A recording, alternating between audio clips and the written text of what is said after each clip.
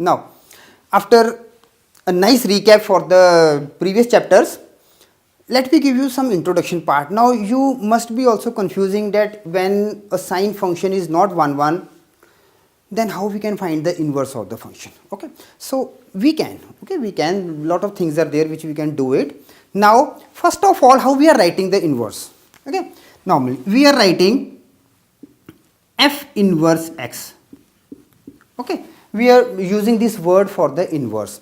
Now, what exactly in this chapter we are going to do is, we are going to study about the restrictions on domain and ranges. Remember one word, restrictions. I just gave you a Venn diagram with lot of values, even I can say infinite values were there. Okay, so we can draw a Venn diagram for that part. But what about if we are going to just alter it for finding the inverse? Domain becomes range and range becomes domains, then what to do? Okay, so now we are having in this chapter restrictions on domain and range of trigonometric functions which ensure the existence of their inverse, and observe their behaviors through graphical representation. Okay, when we are going to do the graphical representation, then you will see that how nicely each and everything is cleared in you. Okay, I will make my best to represent this chapter in a very nice manner. Okay, so now an English mathematician, Sir John, normally it is called Sir John Herschel. Okay, I am going to write his full name. It was Sir John Frederick William Herschel. Okay, so it is Sir John Frederick William Herschel who gave for some restrictions. If we are doing some restrictions on the domain and range, then we can find the inverse of the functions. So this was the first English mathematician and he was having a lot of qualities. He was a polymath, mathematician, astronomer, chemist, inventor and experimental photographer, or lot of qualities he was having. Okay, so he gave the notation for writing sine inverse x like this, cos inverse x, tan inverse x, like this. These were the notations given by Sir John Herschel. Okay, now what about this sine inverse x? Okay, I am telling you that these are the notations we are going to use it. You are saying okay sir, no problem, we can, but this convention logically conflicts with common semantic for exponential or the expressions like it is written now. Suppose example, we are writing sine square x. Now what to do it for sine square x? Okay, it's all right.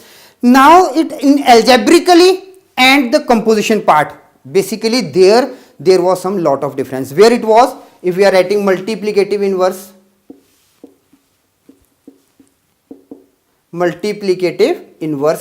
Now you have already done multiplicative inverse. If we are writing 4, what is the multiplicative inverse for 4? You will be writing 1 by 4.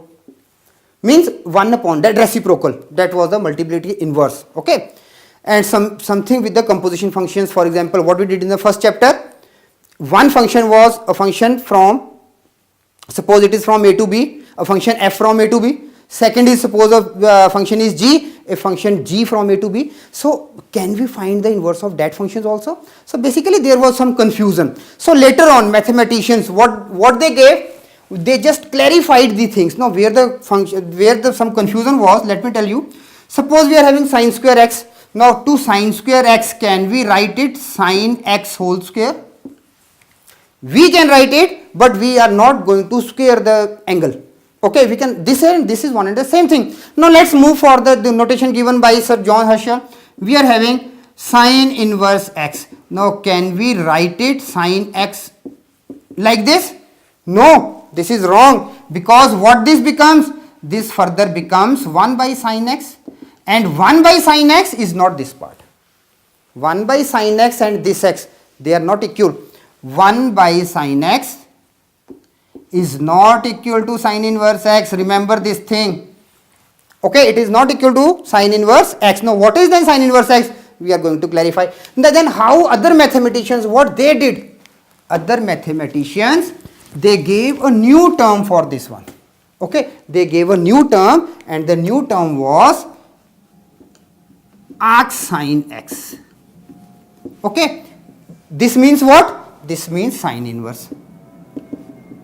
So nowadays you will find these things are written on in the book. Why? Because due to some confusion between multiplicative inverse and compositional inverse. Okay, so now we are going to start with a nice thing about the chapter, and that is basic concepts. And before that, let me tell you, sometimes occasionally inverse functions are called cyclometric functions. Okay, they are normally, sometimes occasionally they are called cyclometric functions.